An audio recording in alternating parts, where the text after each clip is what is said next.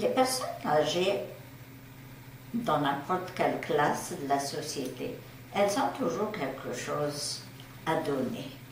Il y a l'expérience, veut pas, il y a l'expérience, qu'elles soient bonnes, qu'elles soient mauvaises, elles ont toujours quelque chose à dire. Il y a à gagner des deux côtés. Il y a toujours cet échange émotionnel qui rapproche beaucoup les deux générations. Parce que des fois, nous allons nous dire « Oh, c'est jeune ». Mais ce n'est pas tous les jeunes qui sont comme ça. Il ne faut pas généraliser. Il faut essayer de se comprendre. Nous, on a des choses à apprendre de vous. Puis, je pense que vous aussi, vous avez quelque chose à apprendre par rapport à une certaine expérience.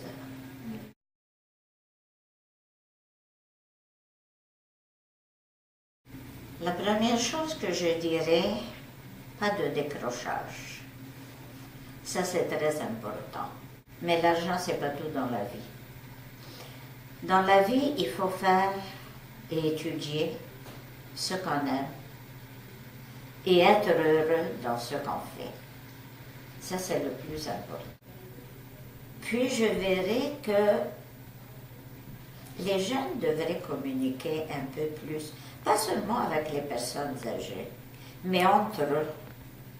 Ils ne se parlent plus, ils se textent. Puis c'est ça qui est malheureux. Naturellement, c'est plus long de prendre le téléphone, de composer un numéro, puis de parler. Ça va beaucoup plus vite avec un courriel, mais c'est froid.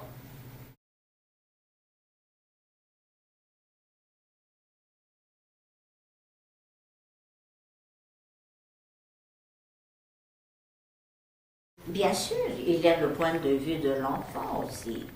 Je ne sais pas que c'est comme ça, puis c'est comme ça. L'enfant, il doit s'exprimer. Il doit dire, bon, d'accord, dans votre temps, c'était comme ça, maintenant, ça a changé. Si moi, je le fais de la façon que vous le faites, je serai la risée de mes camarades. Et c'est très pointilleux, cette histoire-là. Mais, il ne faudrait pas non plus que ça rentre une oreille, que ça sorte de l'autre. Des deux côtés, chacun doit peser le pour et le contre.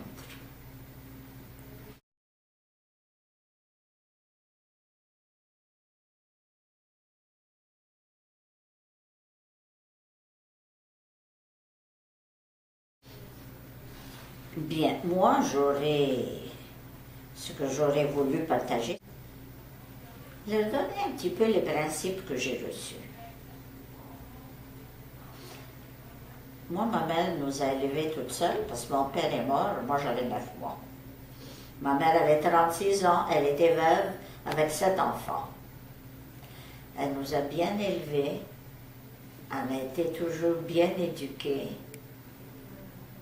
Et c'est ce que j'aurais aimé transmettre à mes enfants, transmettre à mes neveux, mes nièces. Moi, ça a été un choix de ne pas vouloir d'enfants. Mais j'ai beaucoup de neveux, beaucoup de nièces. Puis des fois, je discute et je me dis, mais voyons, pourquoi est-ce qu'ils pensent comme ça? Moi, j'avais dit à ma nièce, mais oui, mais le petit, il se sent mal. Il ne devrait pas manger telle chose, par exemple. Ah, c'est à sa mère de décider. Moi, ça m'a fait quelque chose, parce que je dis, mais c'est son petit-fils. Si l'enfant il aggrave sa maladie, je suis sûre qu'elle va être très chagrinée. Mais pourquoi ne pas se mêler? Pourquoi ne pas dire à sa fille, par exemple, mais tu sais, il ne devrait pas. Alors, il y a une certaine crainte que les grands-parents ont envers leurs enfants, que s'ils s'immiscent dans leur vie, ça va créer un froid, ça va créer un fossé. Mais il ne faudrait pas que ce soit ça.